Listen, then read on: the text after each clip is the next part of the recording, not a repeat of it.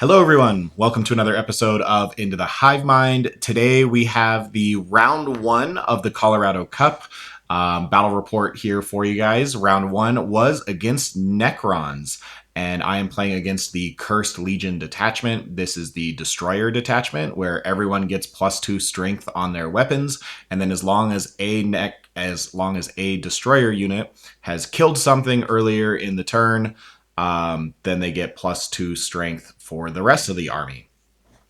Seems pretty good. So obviously we are going to go Destroyer heavy, but don't worry. We do have a singular Catan. We have the Nightbringer here in reserves. We also have Illuminor Szeras down here, as well as Nekrosor Ammentar hiding behind here.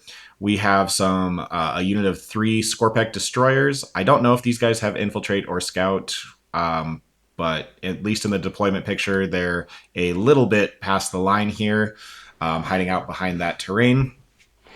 And then we have 3 more Skorpekh Destroyers with a Skorpekh Lord, 3 Lokhust Destroyers, 3 Lokhust Destroyers down here, 5 Flayed ones infiltrating into the ruin. We do have 6 Wraiths, led by a Technomancer, of course, to give them the Feel No Pain. I assumed he had the enhancement that makes them Destroyer keyword, but he actually does not. They just have the Feel No Pain and are relying on other Destroyer things to kill first. We do have a singular Doomsday Ark, as well as 2 heavy Destroyers, both of which have the single shot at flat 6 damage, as well as 3 Ophydian Destroyers that do the uppy downy and do secondaries, and a Hexmark Destroyer here sitting on his home, and this guy like overwatches on 2s. So not too bad from the Necron Cursed Legion. I am playing the exact same list that I was playing at the Spring's Thunderclucker event that I won. I am playing a invasion fleet led by a double Hive Tyrant with 12 Tyrant Guard. We have the Swarmlord over here in the on my expansion objective with 6 Tyrant Guard, as well as my perfectly adapted Hive Tyrant here with 6 more Tyrant Guard accompanying him. We have the Deathleaper himself infiltrating into this ruin. However, he's not actually hidden because he's too tall to fit under the second story, so he's kind of as close as he could get to the wall while still fitting. We have a singular Neuro Tyrant and a Neurolictor, second Neurolictor, both of which infiltrated just in the corner of those ruins. We have 20 Termagants all strung out here back to the Venomthropes that are on my home. We have 10 Hormagaunts also accompanying these Venomthropes. 20 more Termagants here, also trailing back to be within range of the Venomthropes. A Norn here behind the ruin, but definitely right next to the 2-inch wall where he could just advance straight forward onto this objective if I go first. And same thing here, Norn right up behind the wall, hiding from the shooting, but able to advance forward. And if I go second, maybe move forward and charge onto the point would be the ideal situation. As well as a Biovore, not quite on my home, but ready to walk on my home if that's what I need. But currently screening out the backfield. And we have 10 Gargoyles in reserve. So that's deployment, and we are playing Scorched Earth, so you only get a maximum of 10 primary per turn, but starting from turn 2 on, you can begin doing an action on an objective, and if in your next command phase you still control that objective and the unit performing the action is still alive, then you burn the objective and fully remove it from the game, getting you 5 extra points if it's a no man's land objective, and 10 extra points if it is your opponent's home. So with that, let's jump into the battle report. I do end up getting first turn, and by the way, I'm continuing with my fixed cleanse engage on all secondaries, and like I said, I do get first turn. So first turn is not anything too exciting. I do just kind of advance my entire army forward. I advance the Deathleaper onto this objective. I do advance the Norn. He makes it to like here. I think I CP rerolled for free from the Hive Tyrant to try and get him a little bit further. I think he needs a 5 to get on the objective. It might not have even been possible, but a 5 would have gotten him across the halfway line so he could get engaged, and Deathleaper could have hung back. He didn't make it, so Deathleaper instead had to advance instead, but he does make it onto the objective. We also have Neurolictor walks, toe taps the objective, and cleanses. Neurolictor walks, toe taps the objective, and cleanses. I advance the Norn forward, get onto the objective here, and then I advance the Hive Tyrant and his Tyrant Guard. End up kind of here. About 3 of them are behind the wall, 3 of them are in front of the wall. And then I advance the Termagants, and they kind of get in here and are threading all the little gaps in between the units here, as well as they are trailing back to the Venomthropes. But don't worry, the Venomthropes also advanced. I think they rolled really high because they're all the way up here now. And then my Hormagaunts advanced up here. My Biovore moves forward onto the point. I advanced the Termagants here, but I think these guys only rolled a 1, so they're just like here. And Swarmlord and friends do also advance and just come up here. So we're just going full send right off the top of 1. We have guys on all 3 midfield objectives, and unfortunately the Norn is sitting, kind of out in the open and not on his objective, but that's fine. He doesn't have a ton of shooting other than the 1 Doomsday Ark and a couple Lokhust Destroyers. Lokhust Destroyers don't really hurt Norns. So the Doomsday Ark does, or maybe his heavy destroyer shots. But so far we get all of that, and then I just finish off my turn by shooting a Spore Mine right here, getting me my max cleanse, max engage, because cleanse with Neurolictor, engage, engage, engage, and obviously engage. So 4 points on cleanse, 4 points on engage, starting up turn 1. We're already there. We got 8 secondary points, starting strong. We're on the points. And now it is the Necron, bottom of 1. So with the Necron movement phase, I could be a little more polite. I apologize. Austin is the name of my opponent. Austin is a Colorado local, but he has only attended a few RTTs, and this is actually his first big tournament. So he is playing pretty meta Necrons. I think Curse Legion is certainly up there, not the top, but definitely a decent list. And but this is his first big tournament. But Austin, with his turn 1, moves forward the Ophydian Destroyers to here, making sure they're all wholly in the terrain and able to shoot Deathleaper. Szeras kind of comes up as backup with 3 Scarabs following up. He brings up the Wraiths to also shoot and maybe charge Deathleaper, as well as these Flayed ones come out to charge my Neurolictor here. Other than that, we have some Lokhust Destroyers kind of move up into a pocket where they can see. We have these Skorpeks tuck in behind the wall, getting ready to set up and charge for next turn. Ammentar kind of stays where he's at, giving out his little sustain bonus. The Doomsday Ark repositions up to here to see the Norn. These destroyers come up behind the wall. Not actually really behind the wall. I don't really have guns over here, I guess. That's fair. So he's not actually behind the wall. He's kind of just sitting wholly in this terrain, with the heavy destroyers moving up like so. And he does keep the Ophidians there. He does not uppy-downy them yet. So for turn 1, he draws Assassinate No Prisoners. This is normally a terrible turn 1 draw. However, I did just put my entire army right in front of his face, so a little easier for him to do. So that is his movement phase. Sorry, this destroyer gets a little more like that.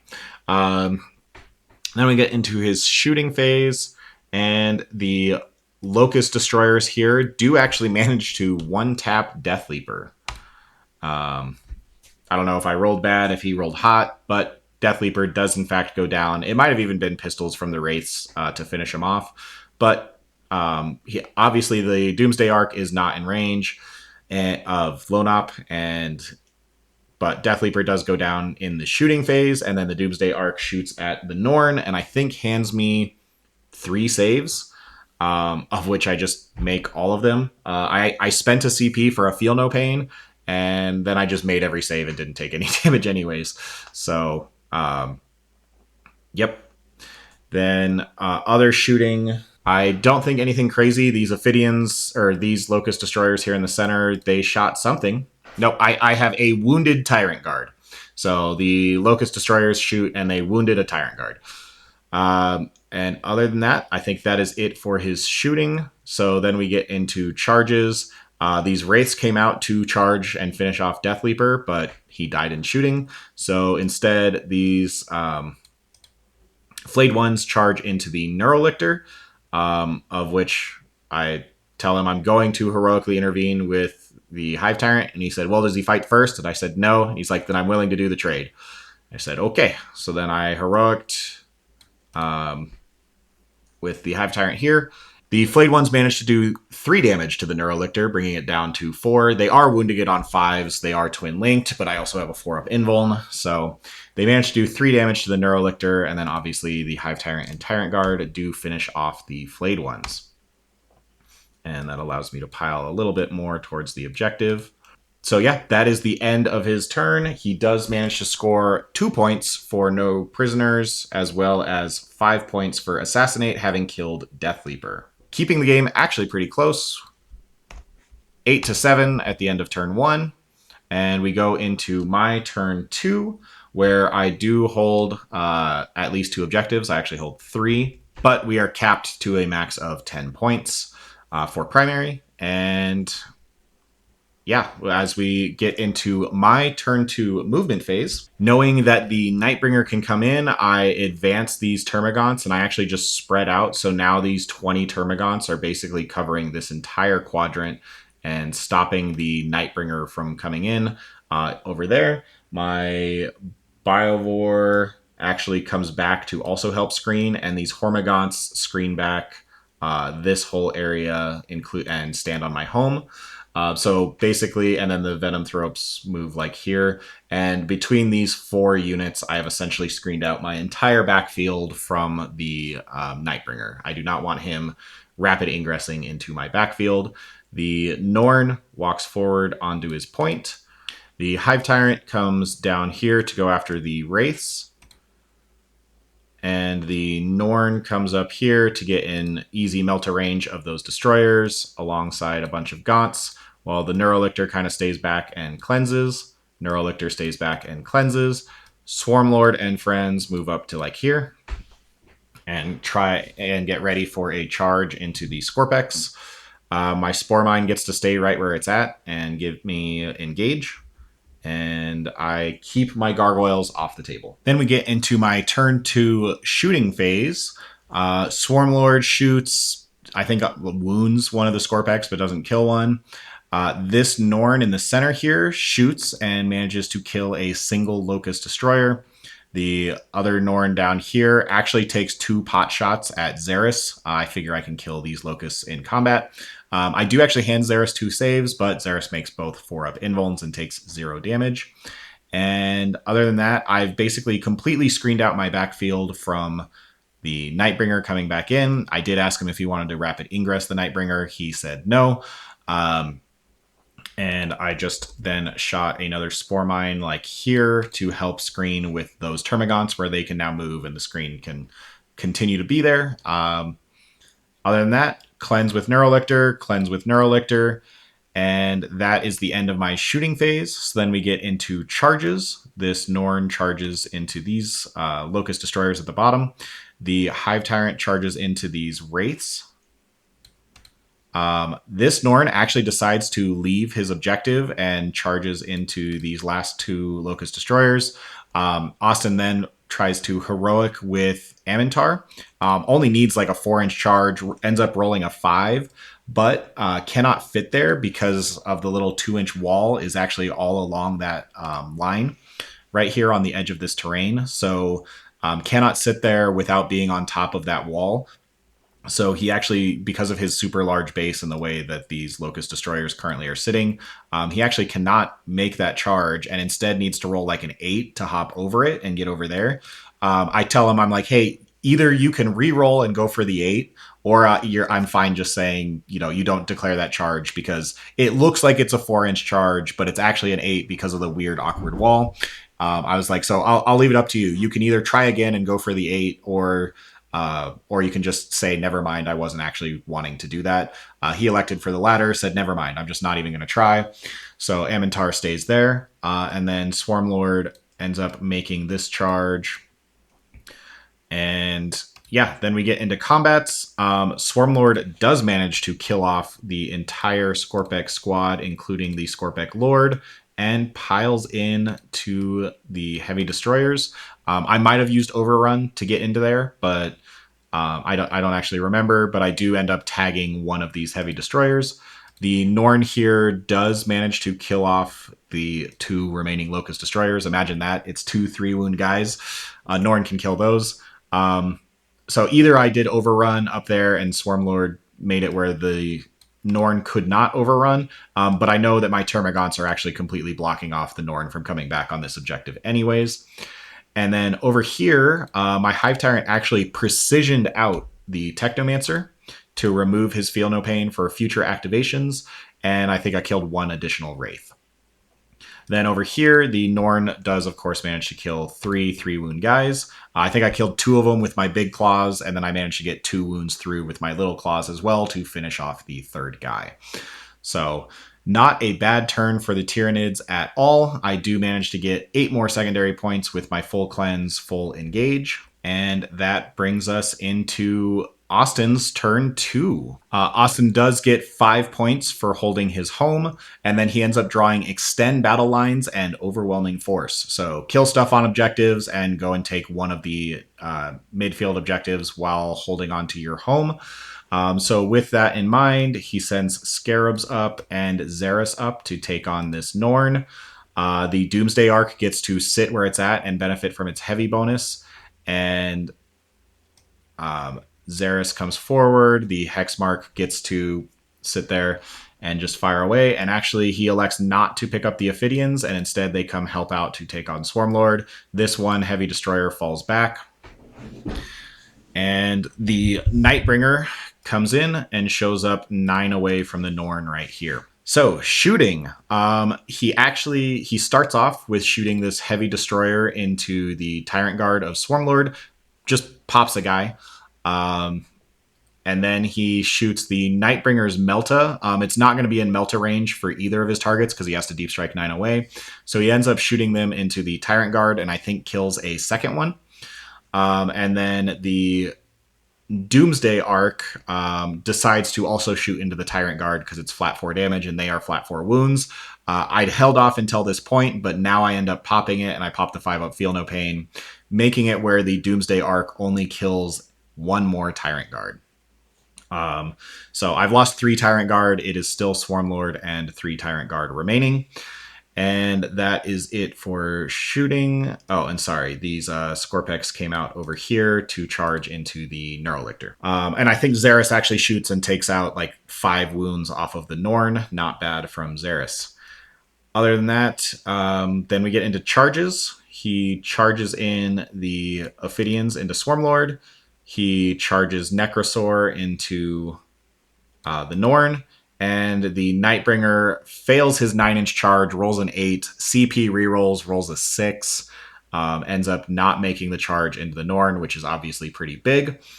And then the Ophidians charge into the Neurolictor.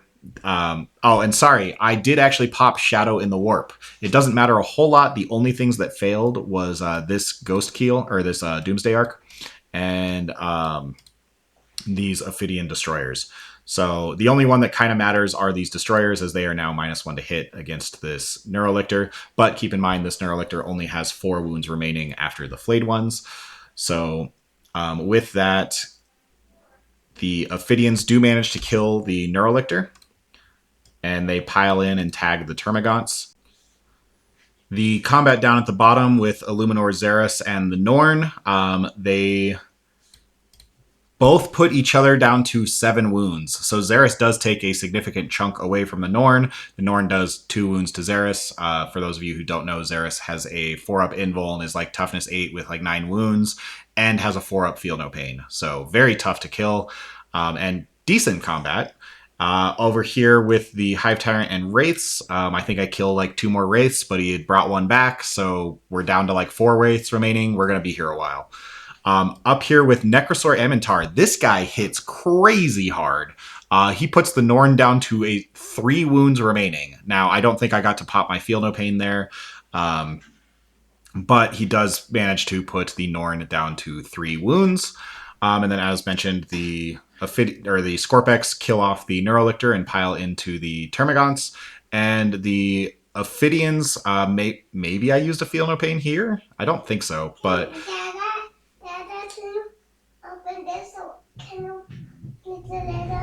yeah, the Ophidians do not kill a Hive Tyrant or a Tyrant Guard, but Swarmlord does manage to kill them back. They are Strength 6, Twin Linked, but at only 1 damage apiece and AP 1, they do not manage to kill off a Tyrant Guard. So yeah, I think I'm down to 3 Tyrant Guard with both Hive Tyrants, and then this Norn is at 3. The Norn actually hits Nekrosor Ammentar back, though, and puts him down to 1. So they very much both take giant chunks out of each other. This Norn is down to 7, and then Termagants don't do anything in combat. Imagine that. And that is the end of Austin's turn 2. So he does get 3 points for Overwhelming Force, having killed the Neurolictor, but he does not get Extend, as he does not own any of the midfield objectives. Moving into my turn 3, I do get 10 more primary for holding 2 objectives. I actually hold 4, but you cap out at holding 2. And obviously I'm continuing with Cleanse and Engage. Now that the Nightbringer is fully on the table and his Ophidians are destroyed, I no longer have to screen my backfield. So I actually advance this Neurolictor forward. I don't quite make it on the objective, but I do get within 12 of these Skorpeks because they are battle shocked and I want +1 to wound against them. These Venomthropes just walk forward and cleanse there. These Hormagaunts advance up to here. And then these guys, I think I'm able to get like 1 Termagant on this point. Because again, they were screening out like this entire backfield. So one of them was able to walk on, touch the point, and begin cleansing. And everyone else kind of stays in combat. My Spore Mine walks forward here to do a charge into the 1 wound Ammentar. And then I'm like, actually, wait, I think I only need like a 2 on my advance. And I want to be able to... So my plan was shoot into the Hexmark Destroyer or shoot into Ammentar if the Spore Mine doesn't kill him. But I was like, wait, I need to do this in the movement phase. I roll the 2 on my advance. Spore Mine blows up, does 1 mortal to Ammentar. He does not make his 5-up Feel No Pain, and he dies. And for some reason in my brain, I was like, cool, so that means I can now shoot without a penalty and maybe make a charge. This was in the movement phase, so I definitely could have just moved the Norn afterwards. But at that point in time, for some reason, I was stuck in my head that the Norn was stuck in combat. So anyways, the Norn just ends up standing there. And that's kind of it for movement. Swarmlord kind of moves forward a little bit. Shooting, Swarmlord's Flamer does 2 damage to this heavy destroyer. The Norn does melt the Hexmark Destroyer with his Melta. And I think that's it for shooting. Oh, and the Gaunts shoot in combat with +1 to wound from the Neurolictor. So I do manage to kill 1 and wound another Skorpekh, leaving 5 wounds left in the unit. And the Norn shoots, and I think actually does like 2 damage to Ammentar, getting a Melta shot through, but 4-up Feel No Pain. And then we get to charges. The Norn tries the same 9-inch charge into the Nightbringer, fails. Swarmlord multi-charges both of these destroyers, with 2 of the Tyrant Guard going after the guy on 2, and Swarmlord and 1 Tyrant Guard going after the full health heavy destroyer. And then the Hormagaunts charge in to the Skorpeks. So the Hormagaunts with 30 attacks, hitting on 4s, wounding on 4s because of the +1 to wound from the Neurolictor, hand him 10 saves, and he has a 4-up save. I do manage to finish off the last 5 wounds off of this unit. And Swarmlord obviously kills the Heavy Destroyer, and his 2 Tyrant Guard do manage to do 2 wounds to this Heavy Destroyer. And then I think we get down to 2 Wraiths left in this combat, and when it's on my turn, they're wounding me on 5s, so I don't think they kill a Tyrant Guard. I think I still use my Feel No Pain there, and then the The Norn down here at the bottom ends up going down to 4 wounds remaining, and Illuminor Szeras is down to 3. So both of them are getting quite low, and I actually forget to bring my Gargoyles in on top of 3. So that means that it is now Austin's turn, but I do score 8 more secondary points. And as we go into Austin's turn 3, he does get a 0 on primary, as I have now taken his home with the Swarmlord, and my Norn is still alive on this expansion objective. So he does not get any primary points, but he draws Bring It Down and Sabotage. Sabotage is obviously going to be quite difficult. The only one who really even has an option is the Nightbringer, and I don't think the Nightbringer wants to waste an entire turn just standing there and doing Sabotage. So that's probably going to be a CP, but Bring It Down he can do. He has a Norn on 3 and a Norn on 4. So then the Nightbringer just moves forward, gets ready to charge the Swarmlord and also be in Melta range for the Norn.